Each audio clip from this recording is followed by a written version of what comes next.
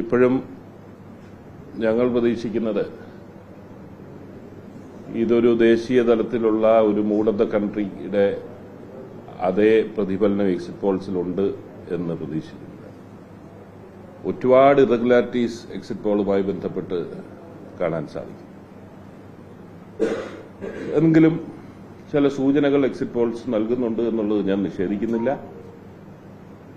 മുൻകാലങ്ങളിൽ 2014 അതിനു മുൻപും 2009 2004 ഒക്കെ എക്സിറ്റ് പോളുകൾ തെറ്റിയിട്ടുള്ളതാണ് നമ്മുടെ മുമ്പിലുള്ളത്. ഇത്തവണയും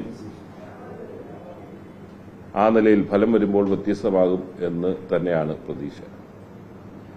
കേരളത്തെ സംബന്ധിച്ചിടത്തോളം എക്സിറ്റ് പോളുകളുടെ ഫലം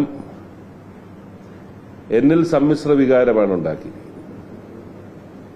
കാരണം ഒന്ന്, ബി.ജെ.പി. ഇവിടെ 1 മുതൽ 3 സീറ്റ് വരെ വിജയിക്കുമെന്നും ബി.ജെ.പിക്ക് ക്രമാതീതമായി വോട്ടിന്റെ ഷെയർ വർദ്ധിക്കും എന്ന് പറയുമ്പോൾ ഞാൻ 2019 എല്ലാ എക്സിറ്റ് പോളുകളും പരിശോധിച്ചു. അതിലെല്ലാം ബി.ജെ.പിക്ക് എൻ.ഡി.എക്ക് 1 സീറ്റ് കേരളത്തിൽ നിന്ന് അന്നും പറഞ്ഞിട്ടുണ്ടായിരുന്നു. നിങ്ങൾക്കും പരിശോധിക്കാവുന്നതാണ്. ടുഡേ ചാണക്യ, ടൈംസ് നൗ തുടങ്ങി എല്ലാ ഇതും 1 സീറ്റ് ബി.ജെ.പിക്ക് അന്നും പ്രഡിക്ട് ചെയ്തതാണ് എക്സിറ്റ് പോൾ കഴിഞ്ഞ്. മാത്രവുമല്ല എൽ.ഡി.എഫിന് കഴിഞ്ഞ തവണ 3, 5, 6 സീറ്റ് വരെ പ്രഡിക്ട് ചെയ്ത എക്സിറ്റ് പോളുകളുണ്ടായിരുന്നു. ഫലം വന്നപ്പോൾ അതിൽ നിന്ന് വ്യത്യസ്തമാണ്. ഇത്തവണയും ബി.ജെ.പിയെ സംബന്ധിച്ചിടത്തോളം ബി.ജെ.പിക്ക് ക്രമാതീതമായി വോട്ട് വർദ്ധിക്കുന്നതും അത് 3 സീറ്റ് വരെയായി മാറും എന്നുള്ളത് ഒരു കാരണവശാലും കേരളത്തിന്റെ സാഹചര്യത്തിൽ നടപ്പിലാകുന്നതല്ല എന്ന് അസന്നിഗ്ധമായി തന്നെ പറയാൻ സാധിക്കും. അത് പ്രതീക്ഷയേകുന്നതാണെങ്കിൽ മറുഭാഗത്ത്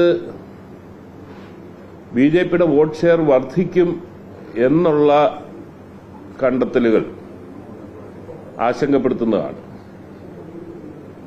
കാരണം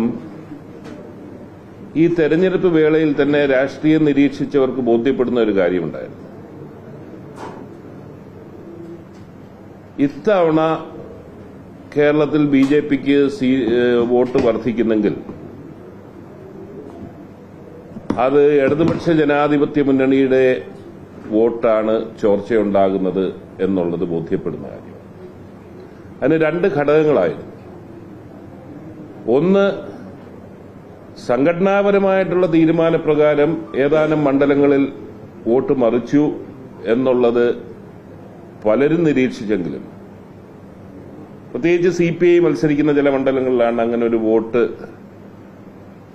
ഒരു അഡ്ജസ്റ്റ്മെന്റ് നടന്നതായി ഞങ്ങൾക്കൊക്കെ അന്നേ തോന്നിയത്.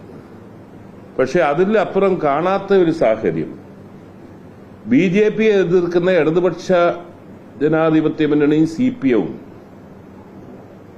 ആ ബി.ജെ.പി. മുന്നോട്ട് വെച്ച അതേ വർഗീയ രാഷ്ട്രീയത്തിന്റെ അതിന്റെ മറുമരുന്ന് എന്നുള്ളതിൽ വർഗീയത ഇല്ലാതാക്കാനുള്ളതല്ല, അതിന്റെ ഗുണഭോക്താവാകാനുള്ള പരിശ്രമം പരമ്പരാഗതമായി CPM-നെ പിന്തുണച്ച ഒരു വലിയ വിഭാഗത്തിൽ അസംതൃപ്തി ഉണ്ടാക്കി. ആ വോട്ടുകൾ പലതും ബി.ജെ.പിയിലേക്ക് പോയി എന്നുള്ളതാണ് കാണാൻ സാധിക്കുന്നത്. ഫലം വരുമ്പോഴേ കൃത്യമായിട്ട് എത്രത്തോളം പോയിട്ടുണ്ട് എന്ന് മനസ്സിലാക്കാം.